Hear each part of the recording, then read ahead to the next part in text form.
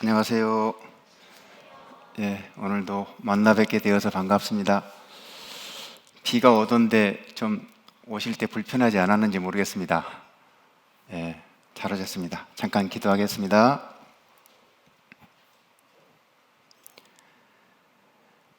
우리를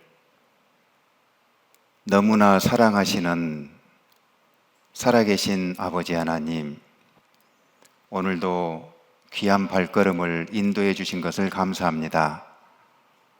이번에 참석하고 있는 모든 분들에게 하나님의 참 사랑을 깨달을 수 있도록 자비를 베풀어 주시고, 이번 성경 강연회가 오로지 하나님의 영광을 위해서 진행이 되도록 도와주시기를 간구합니다. 한 사람도 이뤄지기를 바라지 않으시는 하나님의 그 마음을 따라 이번에 참석하신 모든 분들에게 하나님의 크신 은혜를 내려 주시옵소서. 오늘 또 네 번째 말씀을 전하고자 하오니, 말씀을 전하는 자의 부족한 입술에 오로지 하나님의 진심 어린 말씀만이 증거될 수 있도록 해주시고, 모든 분들의 마음과 생각을 붙잡아 주셔서 모든 말씀들이 믿음으로 화합될 수 있도록 도와주시옵소서. 시종을 주 성령님께 간절히 부탁드리면서 주 예수님 이름으로 기도드렸습니다. 아멘. 오늘은요, 레위기를 먼저 보시겠습니다. 레위기 26장 보겠습니다. 레위기 26장 33절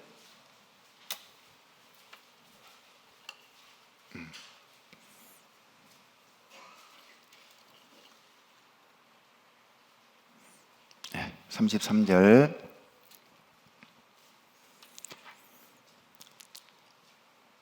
내가 너희를 열방 중에 흩을 것이요 내가 칼을 빼어 너희를 따르게 하리니 너희의 땅이 황무하며 너희의 성읍이 황폐하리라.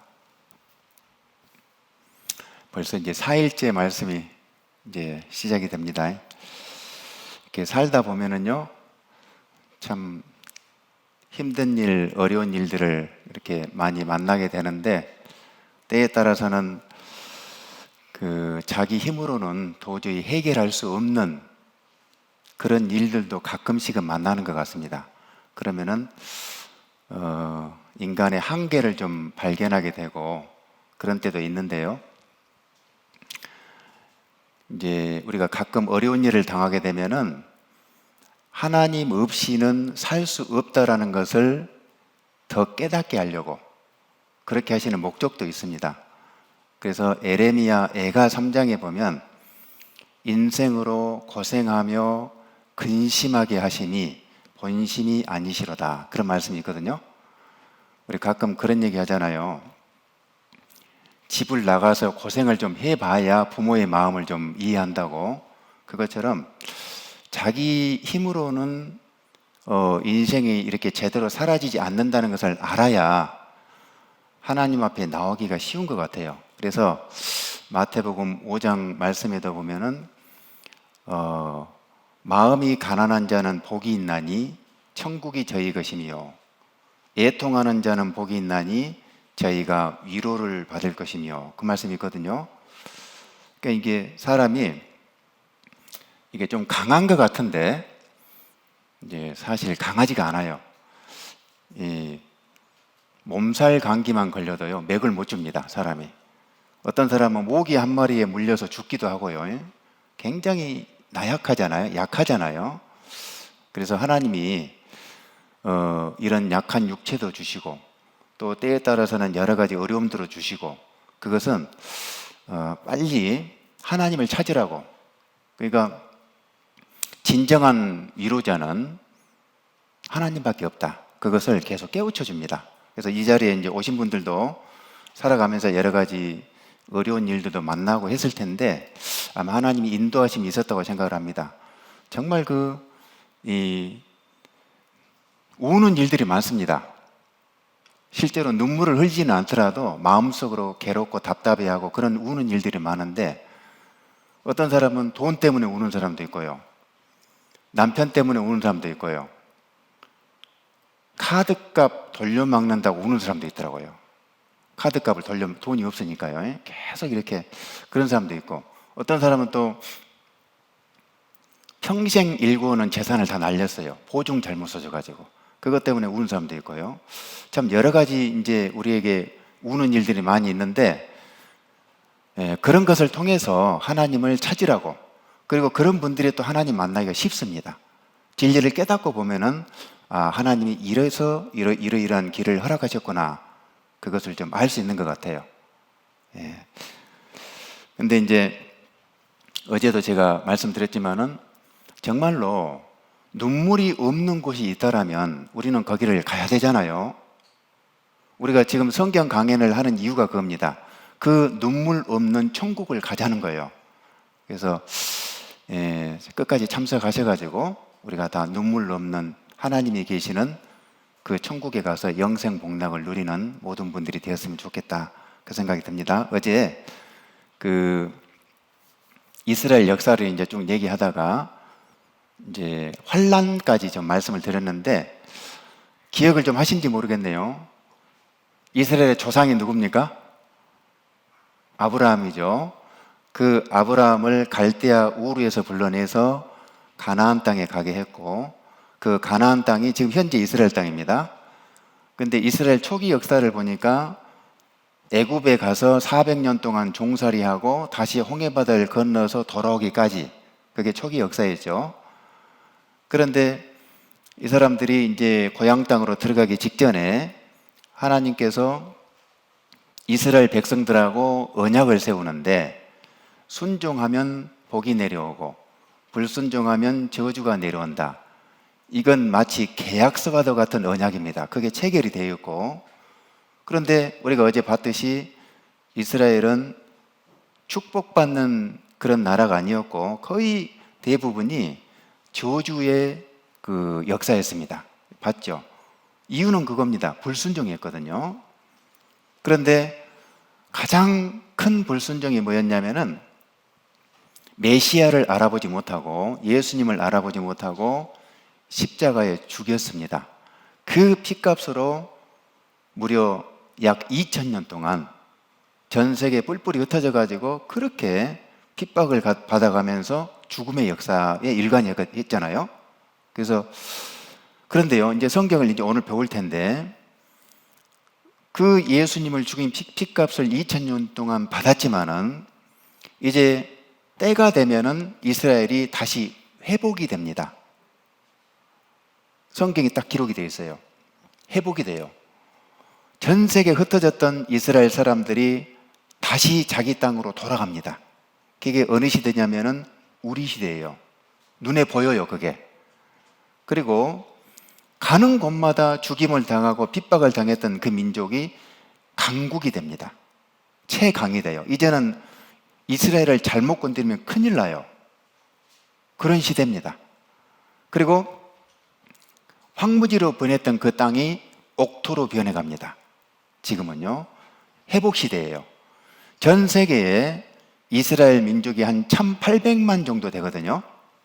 근데 1948년 5월 14일 날 1900년 만에 독립을 한 이후에 지금 돌아간 사람이 거의 900만 정도가 돼요. 계속 돌아가고 있습니다. 이게 성경에 나온다는 겁니다, 이게. 그 부분을 볼 텐데, 방금 제가 읽었던 33절에 보면은, 내가 너희를 열방 중에 흩을 것이요 내가 칼을 빼어 너희를 따르게 하리니 너희의 땅이 황무하며 너희의 성읍이 황폐하리라. 여기 화면 한번 봐보세요.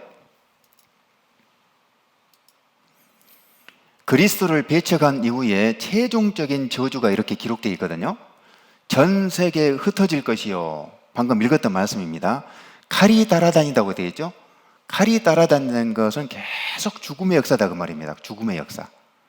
그리고 땅은 황무지가 될 것이다. 그런데 때가 되면은요, 때가 되면, 그 때가 언제냐면 마지막 때가 되면은 이스라엘 사람들이 회복이 되는데, 어떻게 회복이 되냐면 이렇게 회복돼요. 자기 나라 땅으로 돌아갑니다. 흩어졌던 유대인들이요. 그리고 칼이 따라다녔는데 이제 역전돼요. 강국이 돼요. 세계를 지배합니다. 그리고 황무지였던 땅이 옥토로 바뀝니다. 이게요, 3,500년 전 성경부터 곳곳에 예언이 되어 있어요. 이게 우리 시대 눈에 보여요, 지금. 거기 신명기 한번 보세요. 신명기 4장을 보시겠습니다. 신명기 4장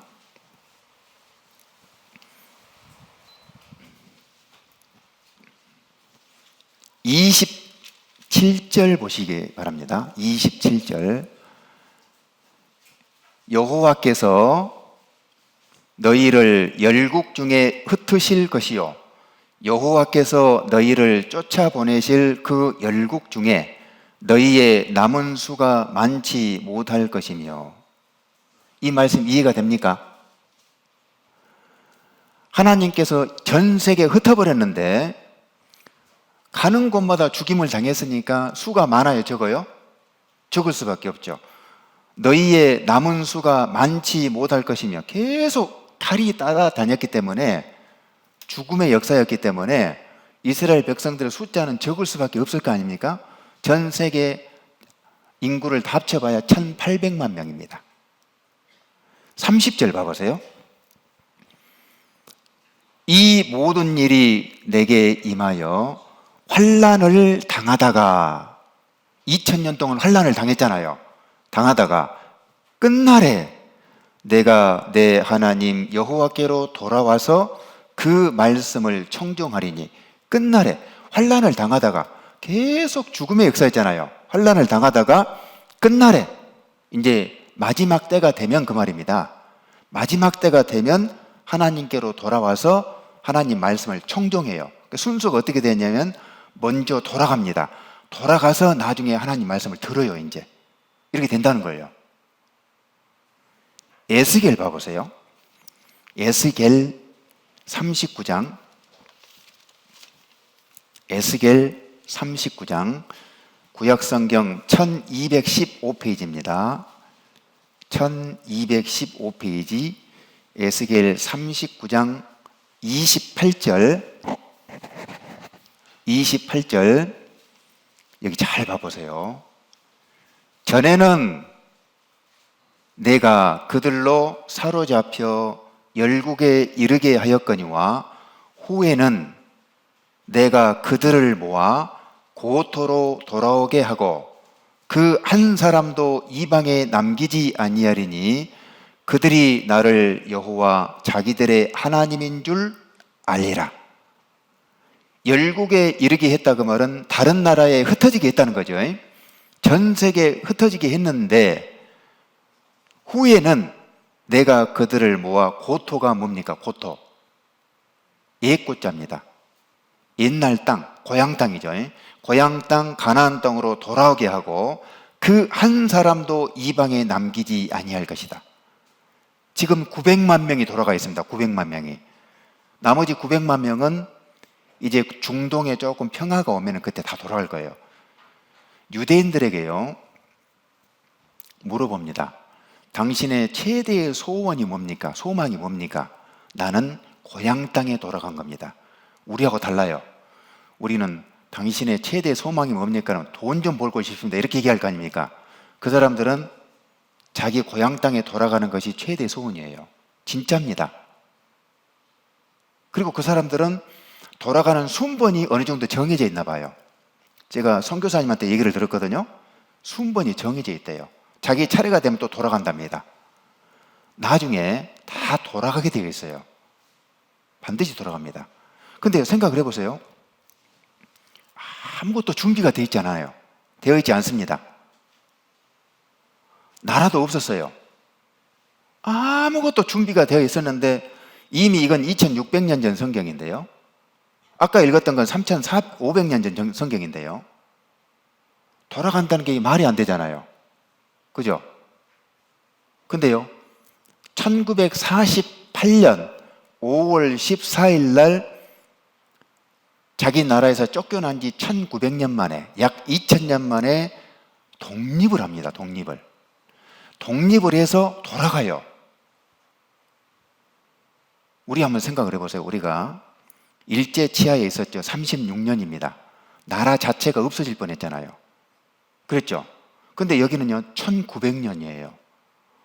그런데 1900년 동안 뿔뿔이 흩어져 가지고 어디서 사는지도 모르는데 그 사람들이 돌아간다? 흩어지는 건 쉽죠. 돌아가는 게 쉬울까요? 여러분 쌀 있죠, 쌀을 이게 한 대박 해가지고 쫙 뿌렸어요. 흩트는 건 쉽잖아요. 그런데 일일이 주워 모으는 게 보통 힘들겠습니까? 그런데 이 예언이 지금 우리 시대에 이루어지고 있습니다. 돌아가고 있어요. 놀라워요. 왜 돌아가냐면 성경에 이스라엘은 반드시 돌아간다고 되어 있다고 해요. 그리고 1948년 5월 14일 이전까지만 해도 세계 지도를 놓고 보면은 이스라엘이 안 나와요. 왜요? 나라가 없어요. 그런데 갑자기 나라가 딱 등장을 한 겁니다. 이 예언대로. 등장을 해서 돌아갑니다. 에레미야 35장에 보면은요, 아니 31장에 보면은 31장 35절 36절에 보면 이 세상이 없어지기 전에는 이스라엘도 절대로 없어지지 않는다. 이게 예언이 되어 있어요.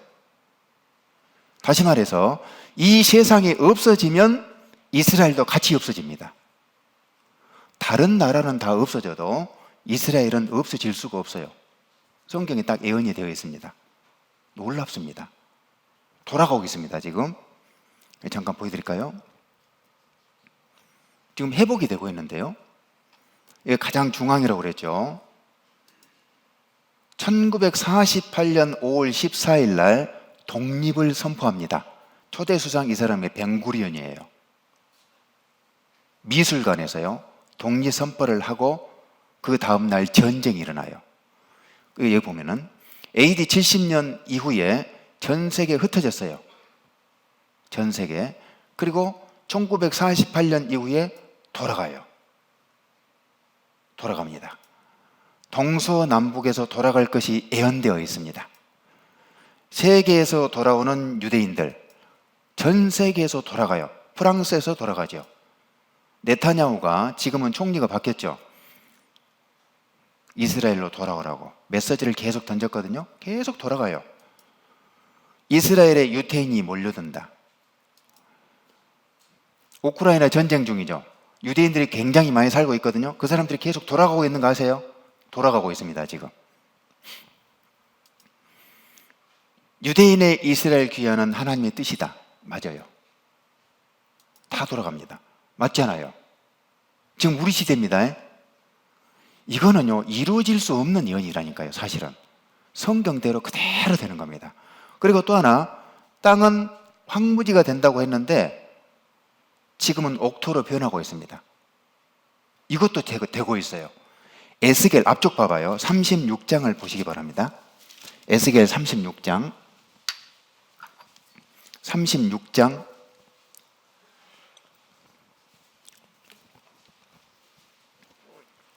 1절 보세요. 인자야 에스겔아, 너는 이스라엘 산들에게 예언하여 이르기를, 이스라엘 산들아 여호와의 말씀을 들으라. 땅에 대해서 얘기하는 겁니다. 땅에 대해서. 이스라엘은 70% 이상이 산이니까요. 주 여호와의 말씀에 대적이 내게 대하여 말하기를, 하하 옛적 높은 곳이 우리의 기업이 되었도다 하였느니라. 그러므로 너는 예언하여 이르기를, 주 여호와의 말씀에 그들이 너희를 황묵해 하고 너희 사방을 삼켜서 너희로 남은 이방인의 기업이 되게 하여 사람의 말거리와 백성의 비방거리가 되게 하였도다. 이스라엘이 전 세계 뿔뿔이 흩어져 가지고요 가는 곳마다 죽임을 당하고 환난을 당하니까, 그리고 땅은 황무지가 되어버리니까 주변 나라들이 그러는 거예요. 조롱하는 거죠. 야, 꼴 좋다. 하나님이 너희 나라를 세웠다고 하더니, 너희가 하나님 선민이라고 하더니, 지금 그렇게 저주받는 거 보니까 너희들 하나님 믿는 거 맞냐? 이렇게 이제 꼴 좋다. 이런 식으로 비난을 하는 거죠. 그 얘기예요. 그런데 8절 보세요. 8절. 그러나 너희 이스라엘 산들아, 너희는 가지를 내고 내 백성 이스라엘을 위하여 과실을 맺으리니 그들의 올 때가 가까이 이르렀음이니라. 올 때가 이르렀다는 거예요. 9절. 내가 돌이켜 너희와 함께 하리니 사람이 너희를 갈고 심을 것이며, 땅을 말하죠. 아까 산들아 그랬잖아요. 너희를 갈고 심을 것이며. 10절 같이 읽어볼까요? 내가 또 사람을 너희 위에 많게 하리니 이들은 이스라엘 온 족속이라. 그들로 성읍들에 거하게 하며 빈 땅에 건축하게 하리라. 그 황무지였던 이스라엘 땅이 이제는 옥토가 되어가지고 열매를 맺는다. 그러니까요, 이제 이스라엘 사람들이 들어오니까요, 준비가 되는 거죠. 우리가 이제 그 예를 들어서요, 아들이 이제 군대를 가면은 아들 방을 창고처럼 쓸 수도 있잖아요. 제가 그랬거든요. 아들이 군대를 가니까 이제 그 아들 방이 창고가 되어버렸어요. 근데 이제 군대에서 제대를 하고 오니까 깨끗하게 치워놨어요. 왜요? 아들이 들어가 살아야 되니까. 그것처럼 이스라엘이 그렇게 황무지였는데 집도 아무것도 없어요. 그런데 이제 이스라엘 백성들이 들어가야 되니까 이제 개간이 되고, 그리고 집들이 지어지고 사람이 살 수 있도록 그렇게 변한다는 겁니다. 그래서 그 뒤에 34절 봐보세요. 34절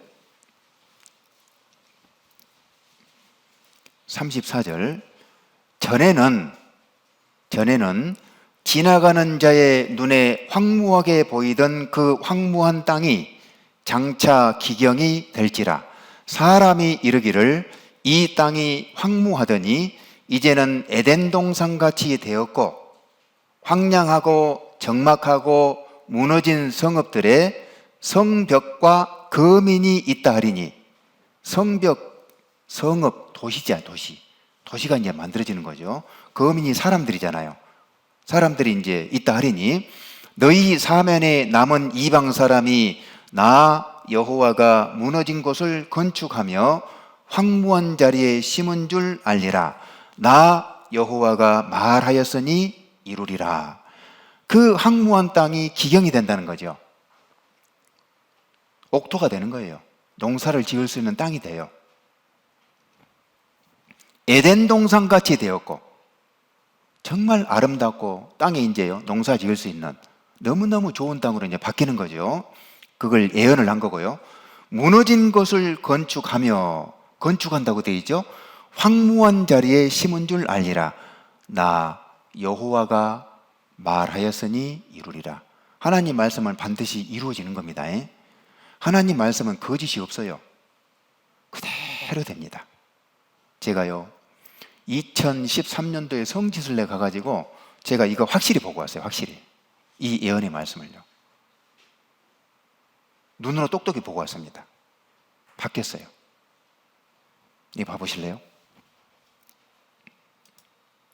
여기 이제 이스라엘 땅인데 여기 있죠? 가장 중앙이잖아요. 여기가 지중해잖아요. 지구의 중심 바다 해서 여기가 이스라엘입니다. 색깔이 조금 다르죠? 구글에서 찍은 건데요. 여기 현재 이스라엘 땅이 이렇게 되어 있어요. 근데요, 몇십 년 전만 해도 이런 색깔이 아니었답니다. 이 색깔이에요, 이 색깔. 근데 지금 이렇게 바뀌어 가고 있습니다. 이게 이렇게 푸르르게 바뀌어 가고 있어요. 지금 농사를 짓고요. 지금 생산을 하고 있습니다. 원래 이런 땅이거든요. 제가 가보니까요. 여기 저 영상을 하나 보여줍시다. 여기가 이제 이집트인데 요건 봐보세요. 비가 여기가 많이 오면서 신광야입니다. 흙들이 신광야. 흘러내리고 이 지역들이 바뀌고 하나님께서 저 나무들이 만나를 녹색이 내려주셨던 나무들이 여기저기 신광야. 자라고 있는 그런 모습들로 바뀌어지고 있는 계속 가도 가도요 이렇게 되어 있어요. 가도 가도. 여기가 이제 여기서 그만 봅시다. 여기가 이집트입니다. 이집트. 이런 땅이었다는 거예요. 똑같았어요. 이런 땅이 이제는 이집트는 그대로인데 이스라엘은 옥토로 변해가고 있다니까요. 거기 이제 이집트에서 이스라엘로 넘어가려면은 타바 국경을 통과해야 됩니다. 거기서 이제 도장을 받고 나가야 되는데 이집트예요. 이집트 방향입니다. 여기서 이제 들어가서 도장을 받고 딱 나오는데요. 완전히 신세계가 있는 거예요. 신세계가. 여기 이스라엘입니다. 이스라엘. 제가 하도 신기해가지고 차 안에서 찍었어요. 이거를요. 완전히 다르죠? 물론 국토 전체가 이런 건 아닌데요. 지금 이스라엘이 이렇게 바뀌어 있습니다. 계속 지금요. 옥토로 변해가고 있고 농산물 수출을 합니다. 농산물을요. 얼마나 과일이 맛있는지. 그래서 여기 황무지를 일궈서 젖과 꿀의 땅으로 이렇게 바뀌고 있습니다. 농사 기술이 최고예요. 최고입니다. 기술이 최고예요. 종자가 대부분 여기서 만들어진다는 거 아시죠? 잘 모르시는구나. 네. 네, 여기가 이스라엘이에요. 과학적으로 이렇게 농사를 지어요. 우리나라 새마을 운동이 여기서 왔다는 거 아세요? 예, 드론으로 이용해 가지고요. 농약도 뿌리고 과일이 진짜 달고 맛있어요. 예, 이렇게 맛있어요. 나중에 한번 가면 꼭 드셔보세요. 네, 그래서 사막이 연못되리라 이사야 예언이 실현되고 있다. 지금 이제 텔아비브고요. 이렇게 완전히 사람이 살 수 있도록 현재 이스라엘입니다. 바뀌었죠? 이렇게 돼 있어요. 이게 이미 성경에 예언이 돼 있다는 게 놀라운 거예요. 그리고 이제 또 하나 봅시다. 이제 강국이 된다고 했잖아요. 강국. 이사야 60장을 보겠습니다. 이사야 60장. 이사야 60장 4절 보겠습니다. 4절. 이사야 60장 4절. 이건 2700년 전 예언인데요. 잘 봐봐요. 내 눈을 들어 사면을 보라. 동서남북이죠. 동서남북을 보라. 무리가 다 모여 내게로 오느니라. 내 아들들은 원방에서 오겠고 내 딸들은 안기어 올 것이라. 이게 이루어지고 있고요. 그 다음에 5절. 그때에 돌아올 그때에 내가 보고 희색을 바라며 내 마음이 놀라고 화창하리니. 희색을 바라고 놀라고 화창하다 그 말은 한마디로 말하면 너무너무 기쁠 것이라는 거예요. 기쁠 것이다.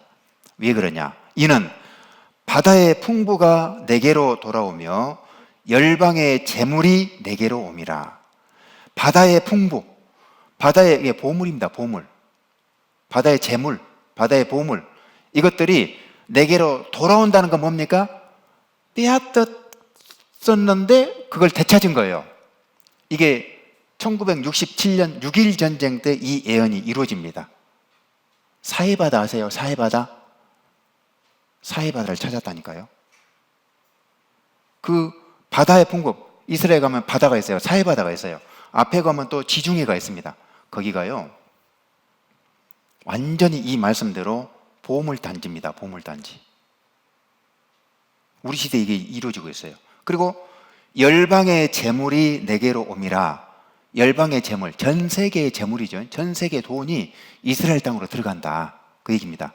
그리고 그 밑에 볼게요. 10절에 잘 봐봐요. 10절. 내가 노하여 너를 쳤으나, 너가 이스라엘을 말해요. 이스라엘 너를 쳤으나 이제는 나의 은혜로 너를, 이스라엘 너를 긍휼히 여겼은즉 이방인들이 내 성벽을 쌓을 것이요 그 왕들이 너를, 이스라엘 너를 봉사할 것이며. 내 성문이 이스라엘 내 성문이 항상 열려 주야로 닫히지 아니하리니 이는 사람들이 내게로 열방의 재물을 가져오며 그 왕들을 포로로 이끌어 옴이라. 너를 이스라엘 너를 섬기지 아니하는 백성과 나라는 파멸하리니 그 백성들은 반드시 진멸되리라. 그러니까 지금 무슨 말이냐면은 10절에 하나님이 이스라엘 사람들이 하도 불순종의 길을 가니까 다른 나라를 쳐서 너를 쳤다는 거예요. 두들겨 팼다는 겁니다. 이스라엘을.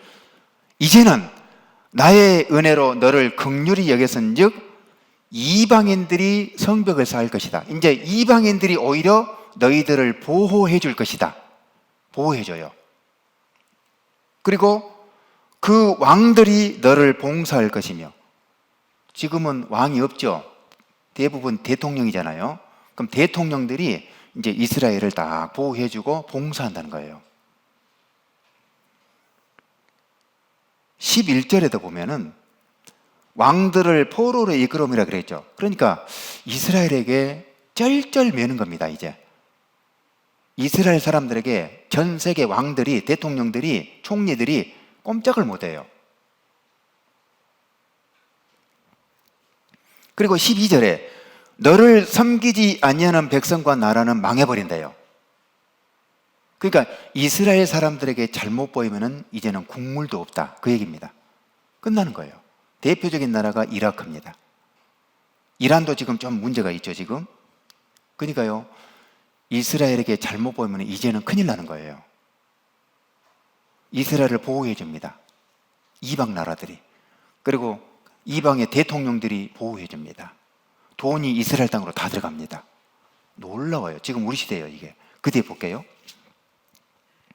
14절 너를 괴롭게 하던 자의 자손이 몸을 굽혀 내게 나아오며 너를 멸시하던 모든 자가 내 발 아래 엎드려 너를 일컬어 여호와의 성읍이라 이스라엘의 거룩한 자의 시온이라 하리라. 그러니까요, 너를 괴롭게 하던 자의 자손이 너를 굽혀 내게 나오며, 그리고 여호와의 성읍이라 이스라엘의 거룩한 자의 시온이라 할 것이다. 지구상에서 없어진 줄 알았는데요, 이스라엘이 이제는 아무도 건드릴 수 없는 상황이 되니까 이제는 과연 이것은 하나님께서 함께 하신다, 하나님이 역사했다, 이런 뜻이 됩니다. 그 밑에 봐봐요. 22절에 같이 읽어볼까요? 그 작은 자가 천을 이루겠고 그 약한 자가 강국을 이룰 것이라. 때가 되면 나 여호와가 속히 이루리라. 그 작은 자, 약한 자는 물론 이스라엘을 말해요. 그 작은 자, 약한 자가 강국을 이룰 것이라. 때가 되면 속히 이루리라 그랬죠. 실제로 이스라엘이 독립을 하고 나서 불과 몇십 년 만에 세계 최강국이 되어버렸어요, 지금요. 이 말씀대로요. 놀랍습니다. 이거 보세요. 제가 이제 정리를 해봤습니다. 이렇게. 바다의 풍부가 내게로 돌아오며, 아까 그랬죠. 5절에 열방의 재물이 내게로 오미라. 전 세계의 돈이 이스라엘 땅으로 들어가는 거예요. 왕들을 포로로 이끌어 오미라 그랬죠. 아까 강국을 이룰 것이라. 이게 지금 다 됐다니까요. 다 되고 있어요, 지금. 여기 첫 번째 보면은 바다의 풍부가 내게로 돌아오며, 이스라엘 땅에 가면은 사해바다가 있습니다. 그게 진짜로 이 말씀대로 풍부한 보물 덩어리예요. 앞에 보면 지중해가 보물 덩어리입니다. 이사야 성경에 보면은 아까 바다의 풍부가 내게로 돌아오면, 이게 공동 번역에 바다의 보물이 내게로 흘러 들어오고 이렇게 되어 있습니다. 같은 뜻이에요. 지구는 보석이다, 사해입니다. 인공위성에서 찍은 사진이에요. 이게 근데 이 보석이란 말이 진짜 맞아요. 왜 그러냐? 여기 이제 봐보세요. 이 사해바다가 여기 있거든요. 이렇게 일석삼조 즐긴다. 머드팩이 제일 비싸죠. 사해바다 머스킵이 최고라면서요. 염분, 광물질 풍부해서 성경에선 이미 보물 창고라고 예언을 하고 있는 거예요.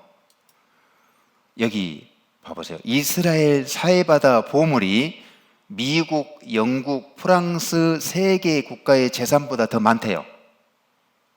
사해바다의 가치가 얼만큼인지 알겠죠? 세계 최고 부자입니다. 이스라엘이. 지금 이렇게 개발하고 있어요. 곳곳에서. 그리고요, 여기 이제 지중해 있죠. 여기에서 이제 몇 년 전에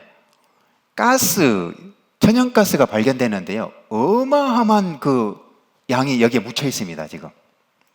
이 앞에요. 그리고 이제 여기에서 유전이 발견되는데, 제가 이거 보고 놀랬죠. 이거 봐보세요. 이거 이제 안 보일까봐 제가 확대시켰는데요. 이렇게. 이걸 이제 그대로 옮긴 겁니다, 제가. 매장량이 2,500억 배럴에 달한다.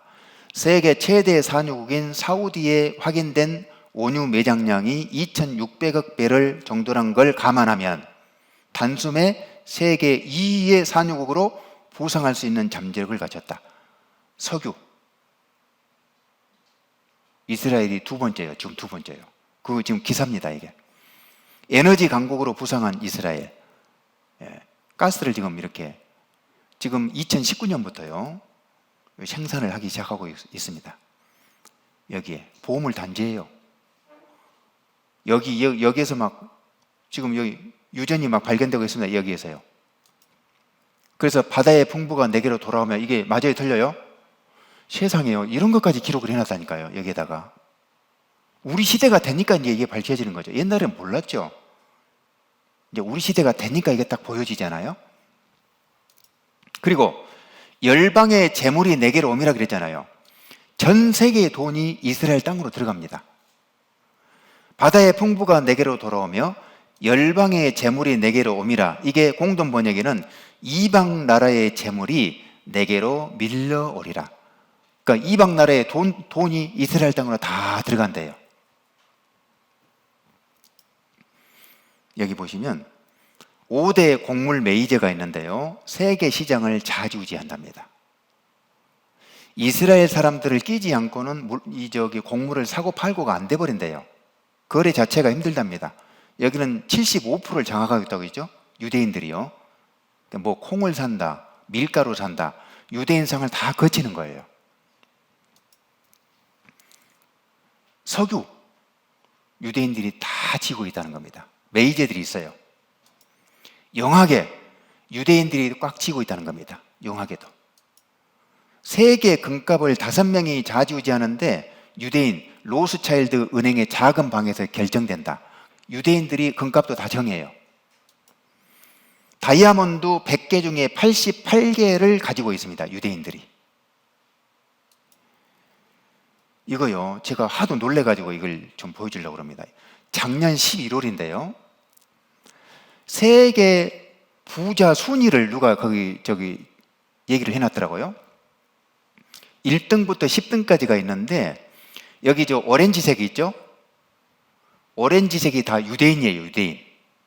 그러니까 10명 중에, 세계 부자 10명 중에 8명이 유대인들입니다. 순서적으로. 놀라워요. 말 다 했죠? 그래서 이스라엘이 지구촌을 돈을 싹쓸이하고 있다.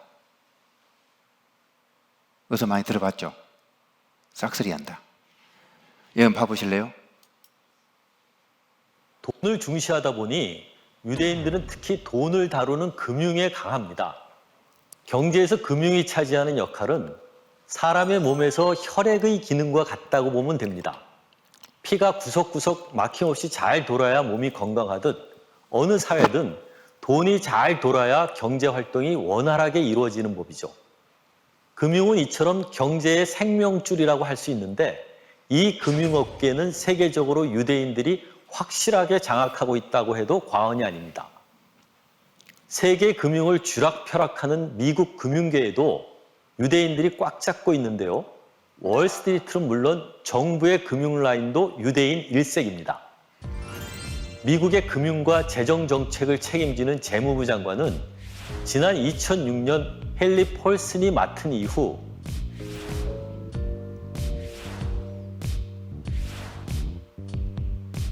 집권당은 바뀌었지만 4명 연속 유대인이 맡고 있습니다.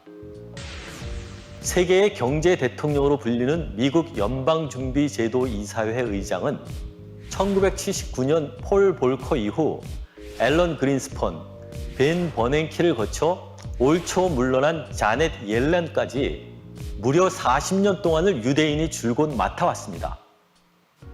올해 초 제롬 파월이 연준 의장에 임명되자 언론이 가장 관심을 보인 대목은 그가 유대인이 아니라는 점이었죠. 하지만 연준 이사들 대다수가 유대인인 까닭에 그동안의 정책 기조에는 아무런 변화가 없다는 것이 세간의 평입니다. 금융가에서 유대인의 힘이 어느 정도인지 보여주는 단적인 예라고 할 수 있습니다. 수천 년 동안 유랑 생활을 하던 유대인들에겐 어느 나라에서나 사용할 수 있는 국제 통화가 필요했습니다. 그들은 작지만 가치 있는 물건인 보석이 가장 적합하다고 생각했는데요. 실제 중세시대의 탄압이나 나치의 대학살인 홀로코스트에서 살아남은 유대인 가운데 몸에 지니고 있는 보석을 뇌물로 주고 생명을 건진 케이스가 여럿입니다. 실제 뉴욕 맨하탄의 미드타운에는 다이아몬드 스트리트라고 불리는 거리가 있습니다. 여기는 유대인들이 완전히 장악하고 있는 동네인데요. 이 블록 안에 2,600여 개의 다이아몬드 상점에서 거래되는 다이아몬드가 우리 돈으로 연간 30 내지 40조 원으로 전 세계 거래량의 절반 정도 됩니다. 이 거리는 대략 2,000명의 상인들로 구성된 다이아몬드 딜러스 클럽 중심으로 운영이 되는데 회원의 98%가 유대인들입니다. 이 다이아몬드 스트리트뿐이 아니라 맨하탄 남단에 있는 제2 다이아몬드 스트리트나 벨기에의 앤트워프, 이스라엘 등 세계 최대 규모의 다이아몬드 시장은 어디나 유대인 자본의 본산이자 텃밭입니다. 대단하죠. 그러니까 돈줄을 다 쥐고 있는 겁니다. 말씀대로 재물이 다 들어가는 거예요. 유대인들에게요. 그리고 계속 좀 보면은요. 그리고 이제 왕들을 포로로 이끌어 온다고 그랬고 강국을 이룰 것이라 그랬는데 여기 보세요. 미국은 유태인이 지배한다. 이 말이 맞습니다. 2%의 유태인이 미국을 쥐락펴락하고 있다. 미국을 쥐락펴락한다는 게 무슨 뜻일까요? 세계를 쥐락펴락한다 그 말하고도 연결되잖아요. 그죠? 압력단체 3,500개가 있는데 미국 정치를 쥐락펴락한다. 그래서 여기 뭐라 했냐면 유대인의 미국이라고 이렇게 돼 있습니다. 제2의 가나안. 미국은 점령당했다. 유대인들에게. 여기 미국의 그 북서부 지역에 가면은 명문대입니다. 여기 하버드, 예일, 펜실베니아, 콜롬비아 거의 25에서 30%가 재학생이 유태인이에요. 유태인. 예나 지금이나 똑같답니다. 머리가 똑똑하죠. 교수들 30-40%가 유대인이래요. 미국 내 유대인의 힘은요 막강한데 총회장서 대선 후보의 충성서약을 받는다. 에이펙이라는 데가 있거든요. 로비 단체, 유대인 사람들이 만든 로비 단체가 있어요. 거기에서 자기가 나는 대통령이 되면은 친이스라엘 정책을 펴겠습니다. 이런 얘기 안 하면 당선이 안 된대요. 이제 그래서 이 충성서약이란 말을 썼습니다. 오바마가요 대통령이 됐잖아요. 여기 쭉 읽어보면은 제너럴 다이나믹스 크라운 가문, 이게 유대인입니다. 거기에서 뒤에서 지원을 해줬대요. 유대인이 이제 이 사람 당선이 됐잖아요. 오바마가. 주변에 전부 유대인이에요. 유대인. 비서실장부터 해가지고 전부 유대인이에요. 오바마 경제팀의 유대계들. 예. 트럼프도 똑같습니다. 트럼프도 여기 이제 보면은 트럼프를 도왔던 그 사람들이 나오는데요. 도널드 트럼프 미국 대통령을 움직이는 친이스라엘 정책의 배후 해가지고 에이펙이 있죠. 그런데 여기 보면은 미국 거주 600만 유대인의 이스라엘 대변 에이펙이라는 이 로비 단체가 있거든요. 이게 이제 이스라엘 대변하는 단체인데요. 돈이 이제 많겠죠. 그 로비를 하는 겁니다. 근데 여기 보면은 제2의 이스라엘 외교부로 불려요. 그 여기 가가지고 에이펙이라는 이 로비 단체에 가서 연설을 할 때에 내가 대통령이 되면 반드시 이렇게 친이스라엘 정책을 펴는데 구체적으로 설명을 해야 된대요. 구체적으로. 안 그러면 당선이 안 된대요. 당선이, 대통령이. 여기 유대인 카지노 재벌, 이 사람이 약 900억을 기부했잖아요. 근데 여 밑에 보면은, 여기 보시면 지난해 10월 트럼프 대통령에게 미국 대사관 이전을 압박했다. 실제로 미국 대사관이 예루살렘에 있었던 게 아니었거든요. 원래 텔아비브에 있었는데 그게 예루살렘으로 옮겼어요. 이전했거든요. 말을 들어야 돼요. 그러니까 말을 안 들으면 안 돼요. 그러니까 이 대사관을 옮긴 것이 트럼프 스스로 옮기는 것 같지만은 뒤에서 유대인들이 압박을 하는 거예요. 압력을 넣는 겁니다. 대통령 사이가 유대인이었잖아요. 대통령 사이든 유대계 권력 심층부를 포진하고 있다. 트럼프 당시입니다. 여기는 이제 바이든이잖아요. 지금 바이든이요 가장 심하더라고요. 보니까 바이든 주변이 전부 유대인이에요. 그 기사입니다. 이게 여기 바이든 행정부의 핵심 요직에 내정된 유대인들 전부 여기 보면은 재무부 장관, 법무부 장관, 국무부 차관, 국토부 장관, 국무장관 뭐 핵심 요직은 유대인들이 꽉 쥐고 있다고 해요. 바이든. 여기 보면 20일 취임하는 바이든 대통령은 역대 미국 대통령 중 친유대 성향이 가장 강한 것 같다. 핵심 요직에 유대인을 대거 발탁했을 뿐 아니라 자녀 3명 모두 유대인과 결혼했다. 카멀라 해리스 부통령 남편도 유대인이다. 해리스 부통령 아시죠? 이 사람도 유대인이다. 그러니까 바이든 주변은 거의 핵심 요직을 차지하는 사람은 유대인이다 그 말이에요. 구글을 만든 브린과 페이지도 유대인이고요. 주커버그, 모스코비츠 유대인이고요. 미국도 연방대법관 9명이 있더라고요. 3명이 유대인이에요. 3명이. 이분은 얼마 전에 돌아가셨죠. 미국의 거물급 유대인 인사. 딱 이름만 대면 알만한 사람이 있죠. 전부 유대인입니다. 돈줄을 쥔 유대인, 미국 정치를 주물럭거리고 있다. 미국 중앙은행 의장 39년째 유대인이 하고 있어요. 지금 파월이라는 사람, 아까 설명했죠. 파월이라는 사람이 지금 의장인데 실제로 거기 이 사진들은 전부 유대인이란 거예요. 그러니까 정책이 변화될 수 없다 그 얘기를 아까 했잖아요. 러시아를 틀어진 유대인. 러시아도 마찬가지입니다. 금융 재벌의 70%가 유대인이래요. 모스크바인데요. 아시아에서도 유대인 파워는 아주 막강해요. 이스라엘에 핵무기 400개가 있답니다. 뭐 북한에서 핵무기 하나 만든다 그러면 난리잖아요. 이 사람들은 핵무기 만든다고 누가 뭐라 하는 사람이 없어요. 너무 힘이 강하니까 끝나는 거예요. 그거 얘기할 수도 없어요. 그리고 이제 첨단 무기를 개발하고 있잖아요. 군사력 강국 이스라엘. 제가 그 얘기 들었어요. 이건 제가 이제 들은 얘기인데 이 드론 시장의 60%를 유대인들이 다 쥐고 있다고 그러더라고요. 아마 맞을 거예요. 그것도. 여기 이스라엘 모사드라는 정보기관이 있는데 세계 제일이다. 우리나라 국정원 있잖아요. 국정원. 이스라엘은 모사드가 있습니다. 세계 탑이에요. CIA보다 앞서 있습니다. 그 얘기를 하고 있습니다. 그래서 1800만 유대인들이 세계를 쥐락펴락하고 있다. 맞아요. 지금 우리 시대에 다 되고 있습니다. 놀랍죠? 근데 이 이스라엘이 지금 회복이 되고 있잖아요. 회복이 되고 있는 것은 우리에게 뭔가 사인을 주는 겁니다. 두 가지가 있어요. 하나는 진짜로 하나님이 계시잖아요. 맞죠? 이거를 생각을 해봅시다. 이걸 어떻게 사람이 기록을 하겠습니까? 이거를 어떻게 사람이 3500년 전에 2700년 전에 이걸 기록을 합니까? 그대로 문자 그대로 되고 있잖아요. 그리고 또 하나 우리에게 알려주는 게 있어요. 뭐가 있냐면 예수님 재림이 임박했다는 사인입니다. 이게 2022년 전에 오셨던 그 예수님이 다시 오셔요. 다시 오십니다. 감람산에. 그래서요 여기 봐봐요. 마태복음 24장을 보겠습니다. 마태복음 24장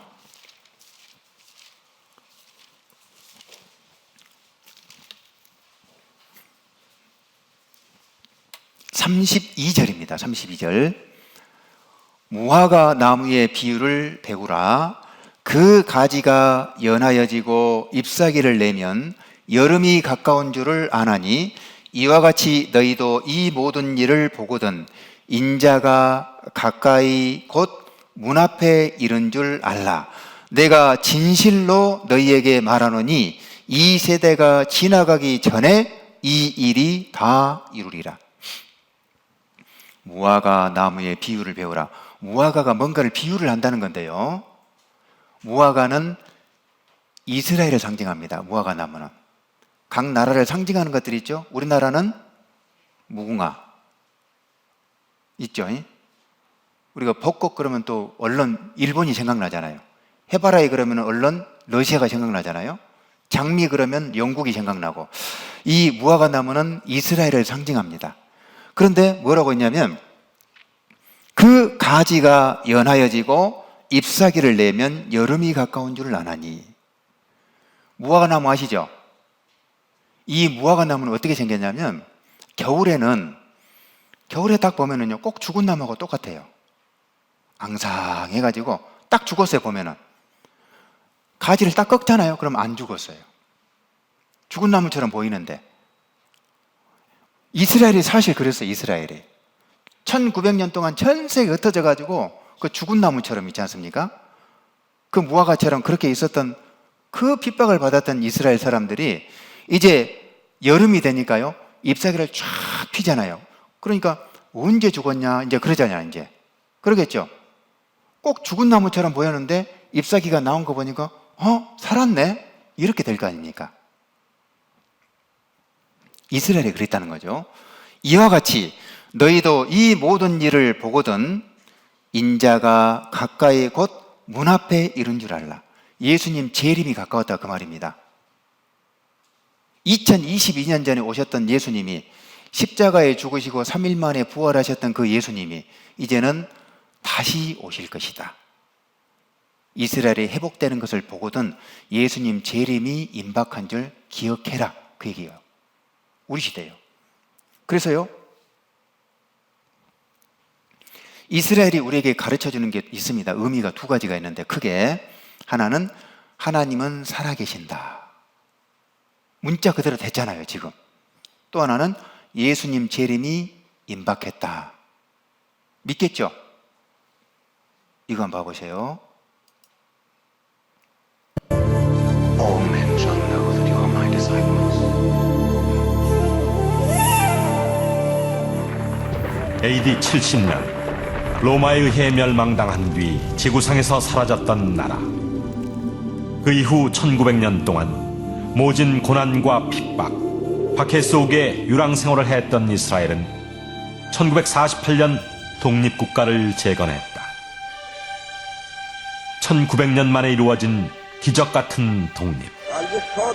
인류 역사상 유례를 찾아볼 수 없는 이스라엘의 이 같은 역사를 세상은 기적이라 했다.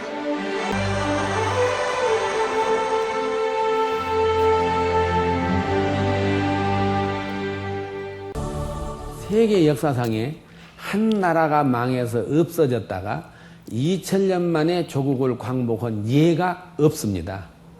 종교인이건 비종교인이건 간에 이스라엘의 독립은 기적이다 얘기를 합니다.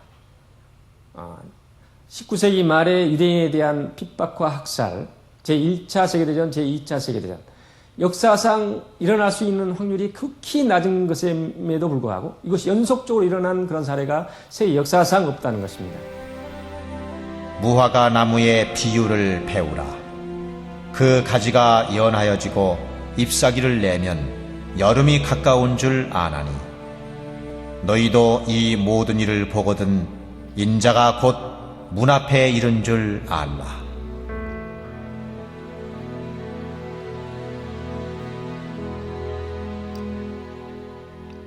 로마를 통해 이스라엘이 멸망할 것이라는 그 예언을 이루셨듯 하나님께서는 우연과도 같은 수많은 사건들을 통해 이스라엘이 살아나게 될 것이라는 예언을 이루셨다. 그런데 왜 하나님께서는 이스라엘을 멸망케 하셨다가 다시 독립케 한 것일까? 그것은 이스라엘이 멸망했다가 다시 독립하는 시점, 그때가 바로 예수님의 재림 시기였기 때문이다. 예수님께서는 그 재림의 시기, 인자가 가까이 곧 문 앞에 이른 시기를 알려주시기 위해 무화과 나무의 비유를 배우라 하시며 이스라엘의 역사를 움직여 가셨던 것이다.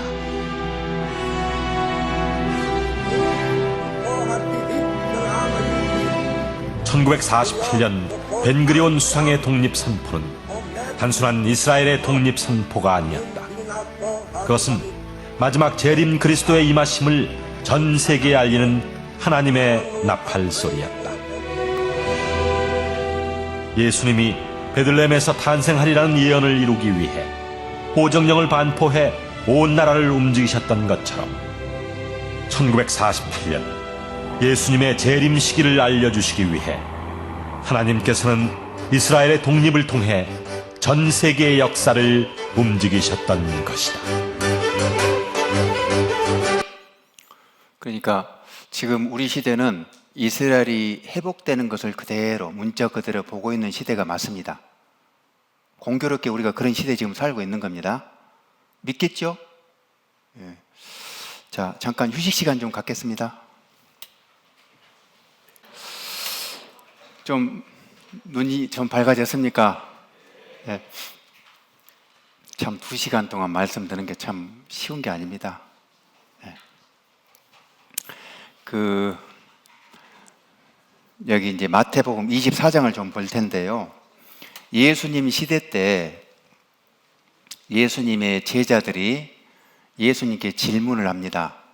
어떤 질문을 하냐면은 예수님이 자꾸 그런 얘기를 했거든요. 세상은 끝이 있을 것이다. 그리고 내가 다시 올 것이다.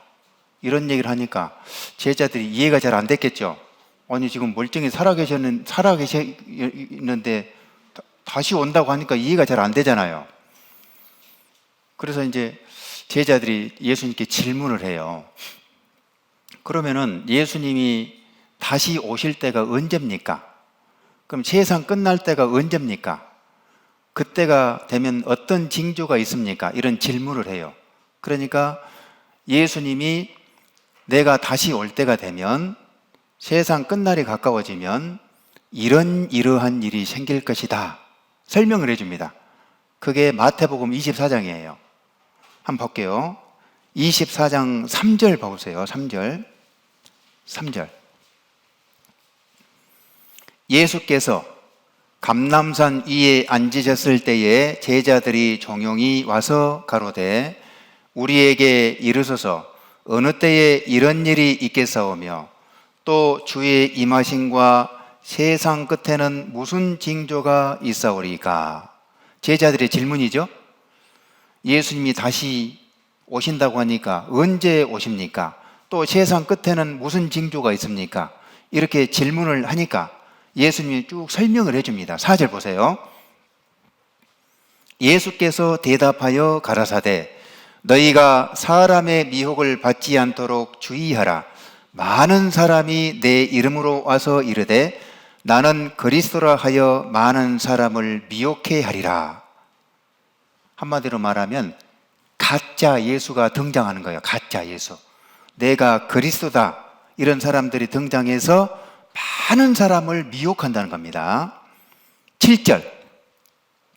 민족이 민족을 나라가 나라를 대적하여 일어나겠고 처처에 기근과 지진이 있으리니 이 모든 것이 재난의 시작이니라.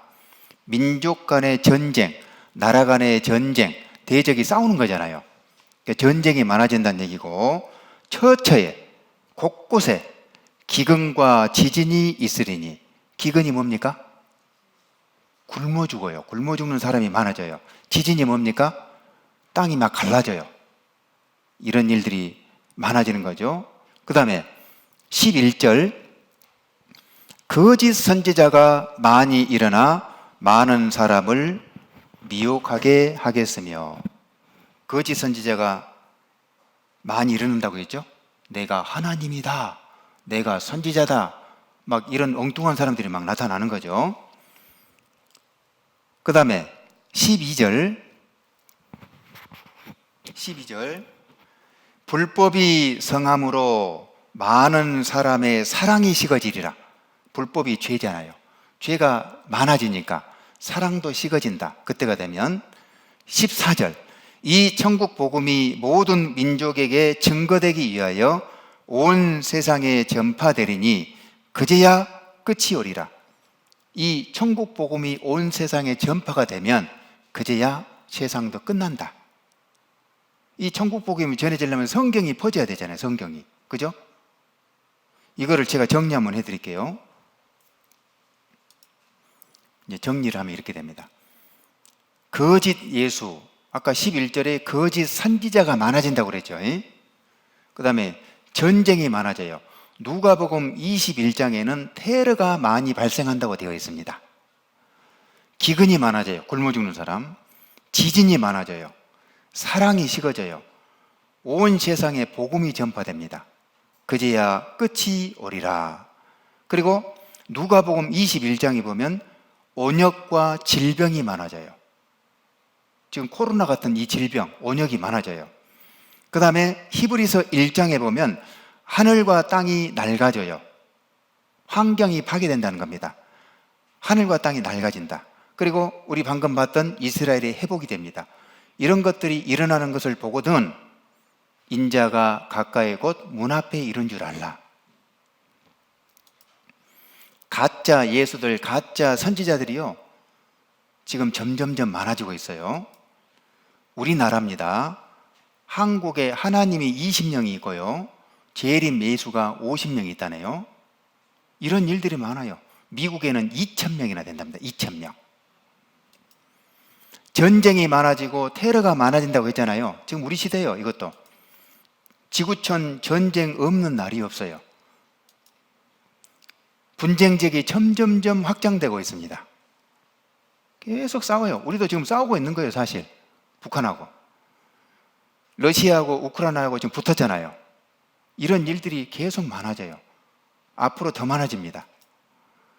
여기 극렬 테러 전 세계에 무차별적으로 확산되고 있다. 테러 무섭잖아요. 그나마 우리나라는 그나마 좀 낫습니다. 지금 유럽 쪽에 보면 지금 심각해요. 점점 많아집니다. 굶어 죽는 사람이 점점 많아집니다. 어린이가 매년 1,100만 명이 죽어가는데 굶어서 영양실조로 1분에 10명이 죽고 있다. 심각하죠. 좀 우리 얘기처럼 안 들려요. 이거는요. 우리는 지금 남아서 버리는 지경이니까. 근데요, 전체적으로 보면은 특히 아프리카 지역에 보면은 굶어서 죽는 사람이 굉장히 많습니다. 근데 이거 이제 메뚜기입니다. 메뚜기 때가 한번 지나갔죠. 2020년도에. 여기 한번 지나가면은요, 농산물 다 먹어버려요. 없어요. 수확량이 없어요. 그래서 2020년도에 여기 아프리카에서 시작을 해가지고 중동으로 넘어가서 쭉 아시아 지역으로 해서 저기 중남미로 넘어갔잖아요. 아시죠? 피해를 많이 봤거든요. 이건 이제 이런 일들이 생기는데 성경의 요한계시록에 보면 이게 심각해질 때가 또 와요. 이게 메뚜기 때가 다 먹어버려요. 이게 3월달 신문인데요. 지구 식량 위기가 시작됐대요. 우크라이나 지금 전쟁 중이잖아요. 세계 식량 위기 예고하고 있는데 지금 수출을 안 해요. 이 지금 우크라이나 전쟁 때문에. 근데요, 지난번에 TV에 봤더니 지금 전 세계에 식량 재고가 3일치 이상입니다. 3일치. 지금 그나마 계속 돌아가니까 그런데 1년만 지구에 흉년이 들어버리면 심각한 문제가 생긴대요. 근데 그런 조짐이 보이고 있어요. 지금 식량 가격이 막 올라가고 있죠. 지금 뭐 막 짜장면 가격이 막 9,000원씩 해버리더라고요. 지금 밀가루 가격이 올라가니까요. 세계 곳곳에 지진이 많아지는데 오늘도 봤죠. 오늘 새벽에 아프가니스탄에서 6.1 강진이 일어났잖아요. 아까 보니까 한 1000명 이상이 뭐 죽었던가 그러던데요. 이런 것들이 계속 많아집니다. 갑자기 우리 시대에 많아져요. 우리 시대에. 우리나라도 많아져요. 그리고요, 사랑이 식어진다 그랬죠? 이거는 실감할 겁니다, 다들. 사랑이 완전히 바닥입니다, 지금은. 뭐 아버지, 어머니도 없어요. 막 죽여요, 그냥. 사랑이 식어지니까. 오직 나밖에 모르는 세상. 왜요? 왜 이기주의가 되죠? 사랑이 식어지니까. 세 쌍 결혼하면 한 쌍이 이혼한대요. 얼마 전에 통계에 우리나라 10쌍 결혼하면 4쌍이 이혼합니다. 우리나라가 왜 이렇게 돼버렸는지 모르겠어요. 10명이 25만 쌍이 결혼을 했는데요. 2020년도에 10만 7천 쌍이 이혼을 했더라니까요. 10명이 결혼했는데 4명이 이혼을 했어요. 놀랍죠? 다른 나라 얘기가 아닙니다, 지금요. 왜 그래요? 사랑이 식어져요. 점점점. 새끼손가락을 자른 아버지, 짐승부심, 이럴 수가 있나. 보험금을 좀 타내먹으려고 자기 친자식 손가락을 잘라버렸어요. 보험금 타내먹으려고. 세상에. 왜요? 사랑이 식어졌어요. 사랑이. 남편을 죽이잖아요. 공모해가지고. 보험금 타내먹으려고. 묻지마 살인. 이것도 지금 위험하죠. 이유 없이 사람을 죽여요. 이유 없이. 이런 시대에 살고 있습니다. 성경대로요, 지금. 사랑이 점점 식어져 갑니다, 지금. 정의라는 게 없어요, 정의라는 게. 온 세상에 복음이 전파된다 했는데 지금 3,400개 이상의 언어로 번역돼 가지고 전 세계 성경책이 쫙 깔려 있어요. 그리고 온역 질병이 많아진다고 했지 않습니까? 지금 우리 시대요, 지금. 이건 코로나 지금 이런 시대가 어디가 있었습니까? 생각을 해보세요. 그래서요, 경고를 하고 있죠.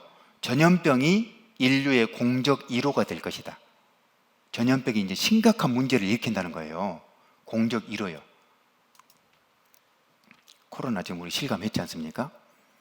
제가 아까 이게 인터넷 들어가 봤더니 코로나로 죽은 사람이 634만 명인데 이건 공식적인 발표고요. 실제로는 한 700만, 800만 될 거예요.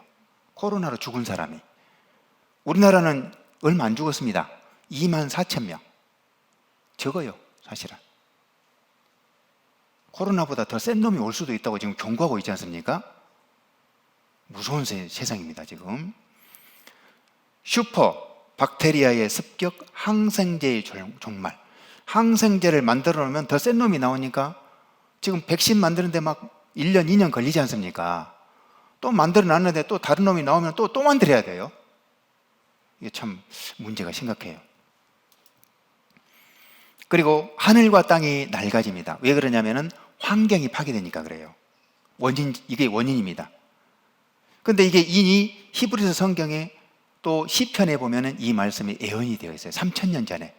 앞으로 환경이 파괴돼 가지고 하늘과 땅이 낡아질 것이다. 이 기록이 되어 있다니까요.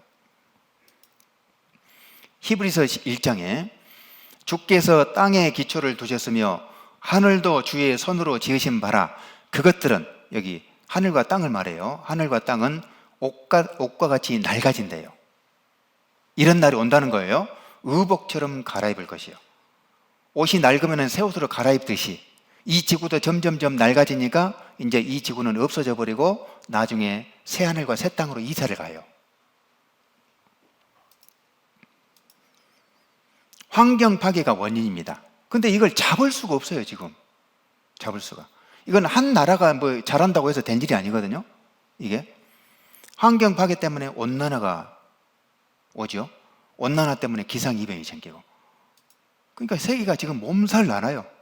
지금 올해 지금 많이 더울 거라고 예상을 하고 있죠.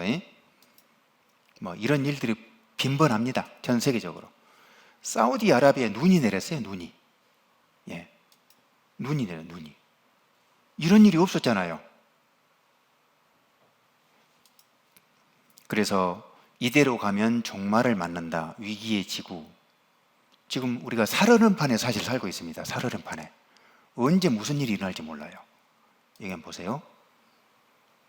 북극에 역대급 고온 현상이 나타난 것으로 관측됐습니다. 상황이 심상치가 않은데요. 당장 올여름 우리나라에 이상기후를 불러올 수 있다는 전망이 나왔습니다. 기후위기 대응팀 신방실 기상전문기자입니다. 극지연구소가 촬영한 북극의 모습입니다. 빙하가 녹으면서 작은 폭포처럼 물이 흘러내립니다. 그린란드 서쪽에 위치한 거대 대륙빙하는 매년 25m씩 후퇴하고 있습니다.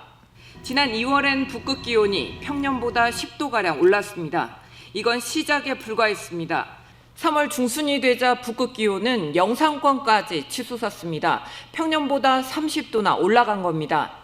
뜨거운 열과 수증기를 머금은 저기압 통과가 원인이었습니다. 보통 3월 달에 영하 30도 정도 북극 온도가 나타나고 있는데 이 폭탄급 저기압이 들어와서 하루에 약 30도가량 급격한 온도 상승이 있었고요. 북극의 바다 얼음에도 빨간불이 켜졌습니다. 올해 북극 얼음이 최대인 시점은 지난 2월 25일, 과거 평균보다 보름이나 앞당겨졌습니다. 얼음의 감소 면적도 역대 최대로 얼음이 녹았던 2012년보다 더 줄었습니다.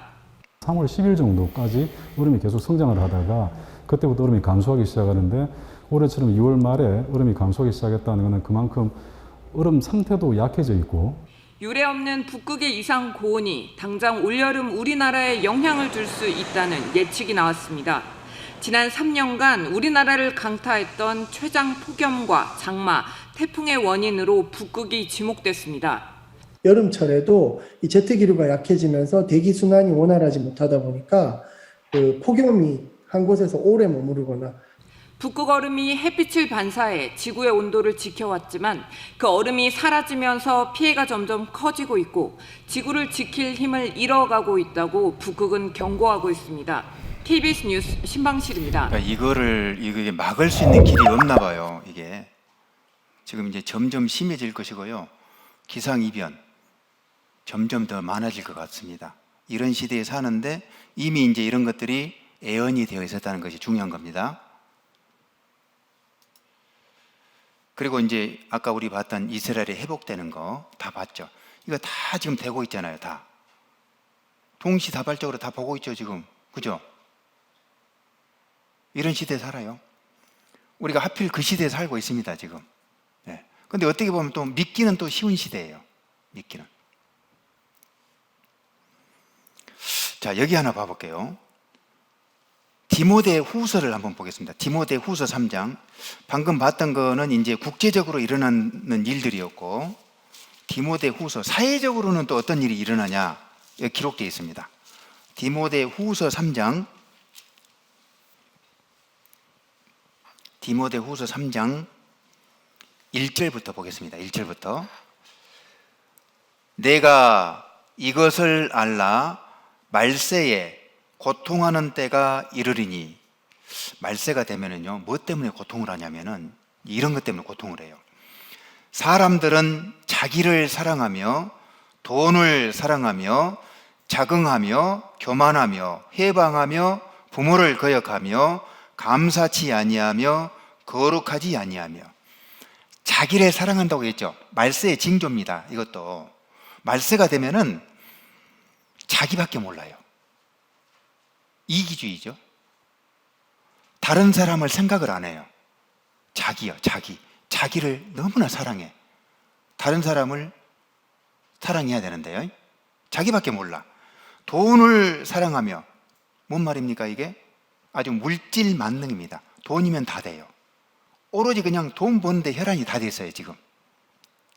그렇지 않습니까? 말세 징조입니다 이게. 자긍하며 교만하며 회방하며. 그러니까 사람들이 다 자기 잘난 맛에 살아요. 다 자기가 제일 잘났어요. 자기가 갈수록 그래요. 부모를 거역하며, 부모를 거역합니다. 부모를 죽여요. 막 끔찍한 살인 막 이런 것들이 막 생기잖아요. 부모 돈 내놓으라고. 이런 일들이 지금 너무나 많아요. 이게. 그 다음에 감사치 아니하며, 감사도 사라지잖아요. 거룩하지 아니하며, 사람들이 뭔가 좀 양심적으로 깨끗하게 살려고 하는 마음들이 점점 사라집니다. 죄 짓는 걸 좋아해요. 3절에 무정하며, 정이 없어져요. 정. 원통함을 풀지 아니하며, 화해를 안 하는 거죠. 화해를. 그 다음에 참소하며, 고소고발이 많아져요. 부모 자식 간에도 막 고소고발 있잖아요. 지금 뉴스 보면은, 정치계 보면 아주 그냥 맨날 고소고발. 그죠? 형제 간에도 고소고발, 부모 자식 간에도 고소고발. 세상에 이렇게 바뀌었습니다. 그 다음에 절제하지 못하며, 절제를 못해요. 원어 성경에 보면은 짐승같이 되며 이렇게 되어 있더라고요. 짐승이요, 짐승. 절제를 못해요. 사나우며, 사납죠. 선한 것을 좋아 아니하며, 그러니까 아까 얘기했지만 깨끗하게 살려는 마음이 없다니까요. 배반하여 팔며, 조급하며, 막 즉흥적이잖아요. 자고하며, 자기가 막 높아지는 거죠.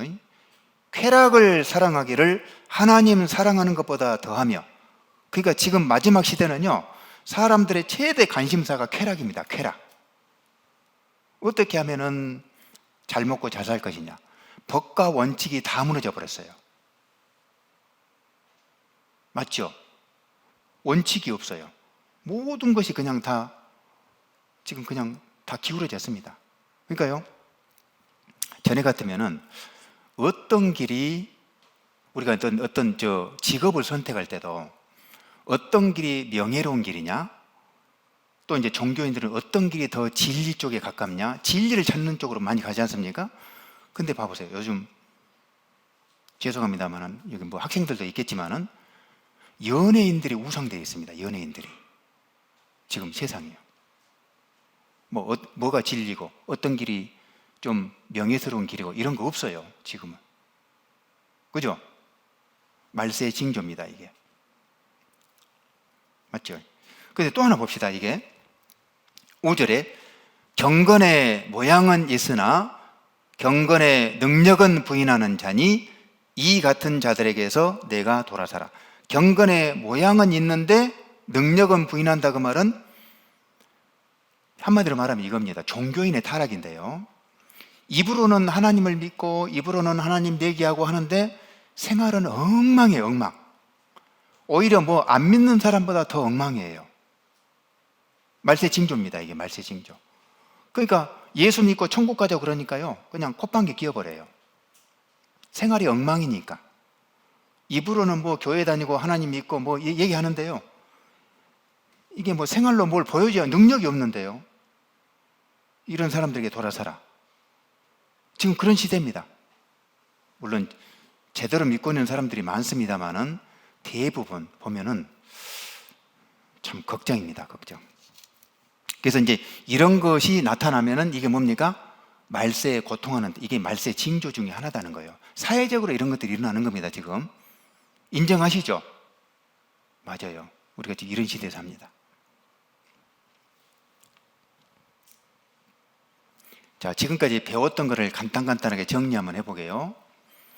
하나님이 보시는 인류의 역사 계획표, 이렇게 볼 수 있는데요.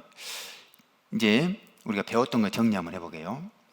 아담 때부터 아브라함 때까지를 양심 시대로 구분을 합니다. 양심. 자기 양심에 의해서 하나님을 찾는 시대다 해서 양심 시대. 그 다음에 아브라함 때부터 예수님 때까지를 선민 시대라고 그래요. 하나님이 이스라엘 민족을 선택해가지고 하나님이 증거했지 않습니까? 어제 설명했듯이. 그래서 선민 시대. 한 나라를 선택했다. 민족을 선택했다. 선민 시대.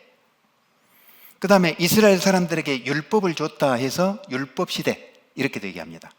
그리고 예수님이 십자가에 죽으시고 3일 만에 부활하시고 승천하셨거든요. 그 후로부터 지금 우리 시대입니다. 우리 시대가 이방인의 때 은혜 시대라고 그래요. 지금은 그 전에는 이스라엘 사람들이 딱 사라져버리고 이방인의 때예요. 이방인 때. 그리고 누구든지 믿기만 하면 구원은 받아서 천국 가기 때문에 은혜 시대라고도 얘기합니다. 은혜 시대. 그런데 이제 은혜 시대가 끝나면은 예수님이 재림을 해요. 공중에 재림합니다. 그러면 이 땅에 사는 사람들 중에 두 부류가 나오는데, 이 땅에서 확실하게 구원받고 진리 가운데 살아가는 사람들이 사라져버려요. 이게 들림 사건이라고 합니다. 들림. 성경에는 들림 사건, 중국어 성경에는 휴거라고 되어 있어요. 휴거. 끌휴, 들거. 휴거 사건이 벌어져요. 그리고 이제 이 사건이 있고 나면, 이제 휴거가 되고 나면은 이제 이때부터는 예수님을 불신했던 사람들은 이 세상에 다 남을 거 아닙니까? 그 사람들이 7년 동안 이 세상에 남아 있습니다. 그리고 이제 예수님이 또 한 번 지상에 재림해요. 그 다음에 천년왕국이 있습니다. 이게 이제 이 순서가 이렇게 되는데 좀 복잡하긴 한데요. 여기서부터 한번 설명을 드리면은, 자, 예수님이 이제 오실 때부터 한번 계산을 한번 해볼게요. 예수님이 2022년 전에 오셨는데, 예수님이 오시고 나서 다시 공중에 재림할 때까지,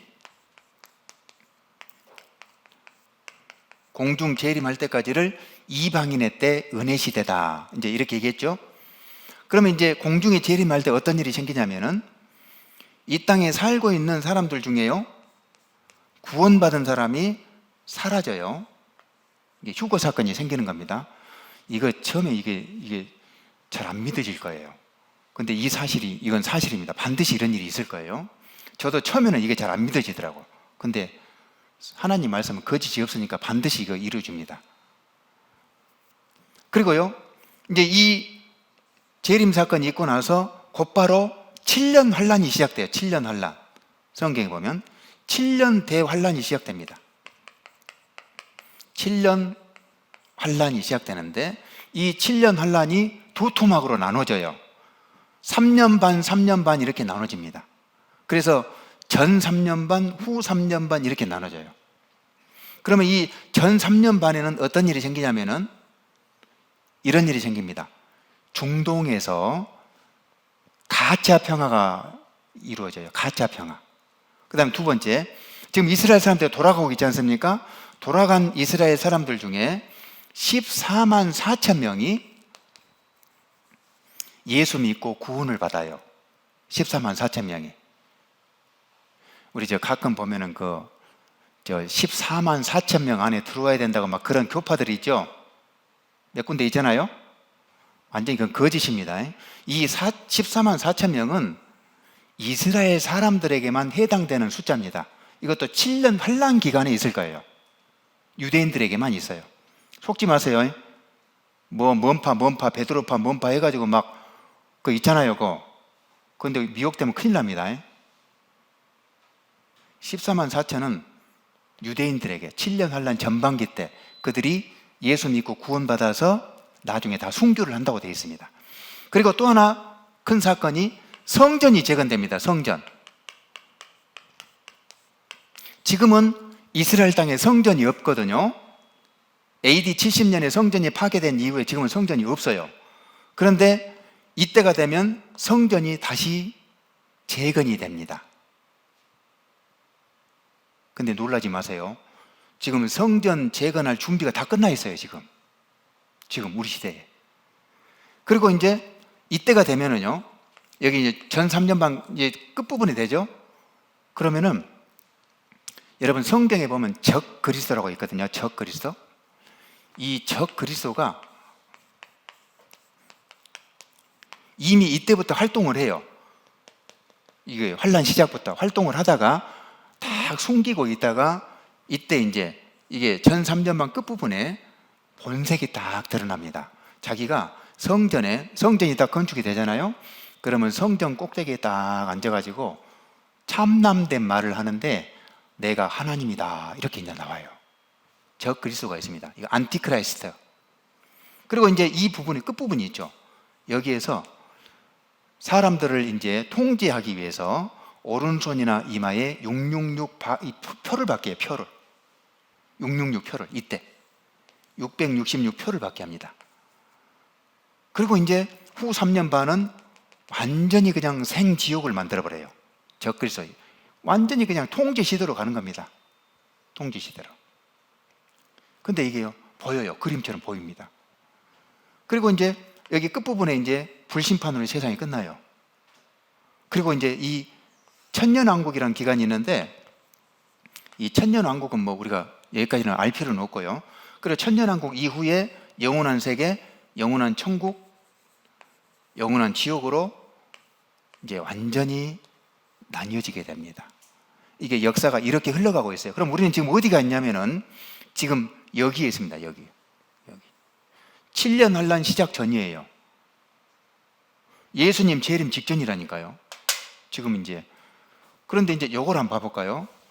요거를 먼저 봅시다. 이거 저기 성전 재건 준비가 다 돼 있는데, 여기 잠깐 보시면은 이제 휴거 사건 이후에 7년 환란이 있을 때 이제 어떤 일이 있냐? 전 3년 반, 후 3년 반으로 나뉘어지는데, 전 3년 반 동안은 중동에 평화가 옵니다. 거짓 평화가 와요. 그리고 이스라엘이 회개하는데 14만 4천이 구원을 받아. 이게 요한계시록 7장에 기록되어 있습니다. 요한계시록 7장에. 그리고 성전이 세워져요. 그리고 후반기 때는 이제 적그리스도가 전 세계를 표를 가지고 666이라는 표를 가지고 전 세계를 통치해요. 그리고 이제 불심판이 올 겁니다. 이렇게 되어 있어요. 그런데 놀라운 것은 지금 이 성전 재건 준비가 완료되어 있습니다. 그러니까 우리 지금 어느 시대인지 알겠죠? 지금 어느 시대인지 딱 감이 오죠? 감이 다 올 거예요.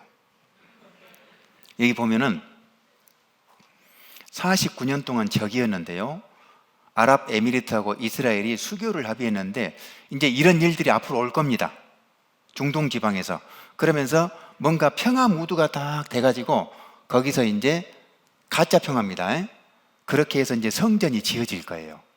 지금은 아랍 사람들이 너무 반대를 하고 있으니까 성전을 지금 짓지는 못하고 있는데, 나중에 이렇게 가짜 평화가 오고 이제 성전이 지어질 텐데요. 준비가 완료되어 있어요. 성전 재건에 대해서 보겠습니다. 지금 여기 해교 사원이 있잖아요. 이 자리에. 현재요. 원래 여기가 성전 자리였거든요. 그런데 AD 70년에 이 자리가 완전히 무너진 거예요. 다 무너졌죠. 여기 지금 해교 사원, 오마루 사원이라고 있습니다. 이쪽이 알-아크사 사원이 이쪽에 있어요. 그런데 이 자리에다가 성전이 세워져요. 이 자리입니다. 이 자리예요. 여기 지금 성전 모형들을 다 그려놨습니다. 이스라엘 사람들. 이스라엘 가보니까, 이거 제가 찍은 사진인데요, 이걸 다 지금 준비해놨어요. 이렇게 지을 거라고 딱 아예 딱 이렇게 만들어 놨습니다. 보라고. 예, 이렇게 될 거예요. 나중에 사람들이 이제 구경하는 거죠. 그리고 이제 조감도까지 다 나와 있어요. 안에 이렇게 내부 조감도인데요, 이렇게 이제 여기 이제 성소, 지성소 이런 것까지 다 지금 이렇게 만들 거라고 다 해놨습니다. 그리고 이제 밖에서 찍은 건데, 이거는 금초대가 들어가거든요. 7 금초대가 여기 이제 성소에 들어갑니다. 이게 들어갈지 뭐 다른 게 들어갈지 모르는데, 이게 지금 순금으로 만들어 놓은 겁니다. 20억이 넘는데요. 지금은 금값이 올라가지고 더 올라가겠죠. 이걸 보라는 듯이 지금 딱 밖에 내놨어요. 이 옆에가 성전 연구소가 있거든요. 근데 이걸 보라는 듯이, 이게 이제 이스라엘을 상징하기도 하지만은 나중에 성전이 지어지면은 이 금초대가 들어가요. 거기에 들어간다고요. 이 자리에 이제 반드시 세워질 겁니다. 굉장히 오래전 이거 기사인데요. 1989년도니까요. 타임지에 나왔습니다. 성전 재건을 추진하는 유대인들의 최근 동향을 다뤘다 했는데, 이 사람 죽었죠. 꽤 오래전에 죽었는데, 이 사람은 이미 눈치를 챈 거예요. 이 사람들이 지금 성전 지으려고 지금 준비를 다 하고 있다. 이걸 눈치챘어요. 그래서 너희들 성전 짓지 마라! 지금 이렇게 하는 거죠. 아라파트. 성전이 지어지면은 거기에 제사를 지낼 때 붉은 송아지를 쓰거든요. 잡거든요. 그것도 지금 키우고 있어요. 이거 한번 봐보실래요? 요거를 봅시다. 우리 민족은 2000년 동안 흩어져 있었지만 다시 본국으로 돌아왔어요. 이것은 역사상 유례가 없는 엄청난 기적이에요. 예루살렘이 유대인에게 다시 돌아온 것은 중요한 예언의 성취예요. 이것은 주님이 다시 오시는 마지막 때의 징조이죠. 이것은 홍해가 갈라지고 여리고 성벽이 무너진 것보다 더 큰 기적이죠. 우리는 마지막 때에 살고 있어요. 주님이 다시 오실 때가 가깝다는 거죠. 저는 정말로 그렇게 믿습니다. 이스라엘의 회복은 하나님의 예언적인 시간표예요. To build a temple on the Temple Mount is much easier than to establish the state of Israel.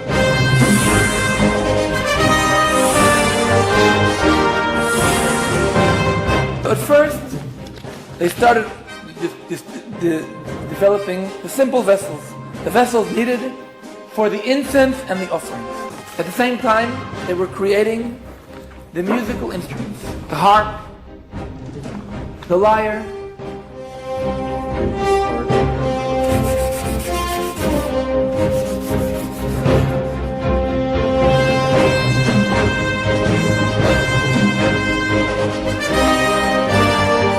Then the vestments.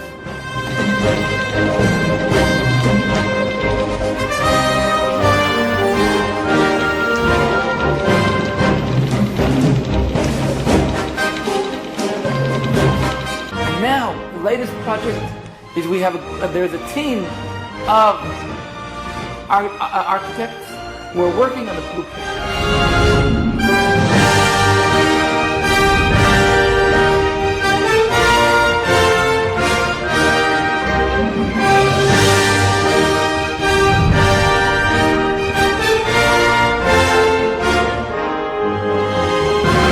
For me, we start now to feel like the Masech is coming, or not, the time of the temple is coming.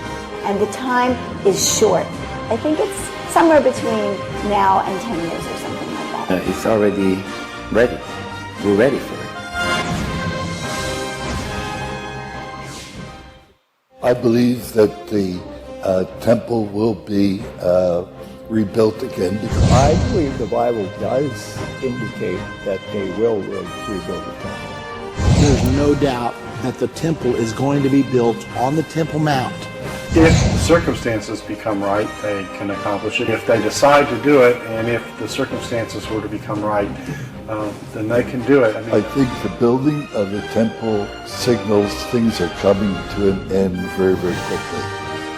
And the preparations for it in Israel now are another sign that these things are coming very quickly. How quickly, I don't know. But ours could be the generation in which Jesus came back again.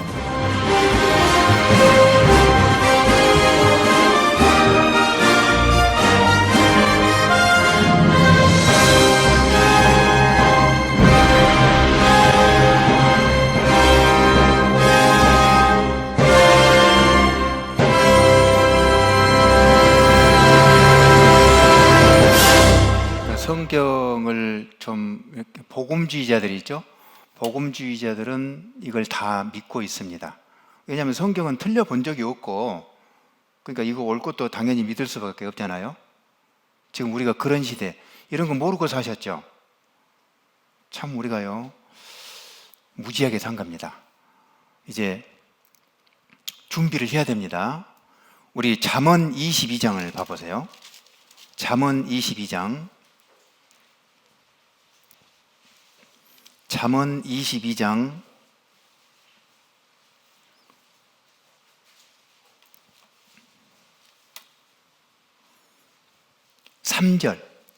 3절을 같이 읽어봅니다.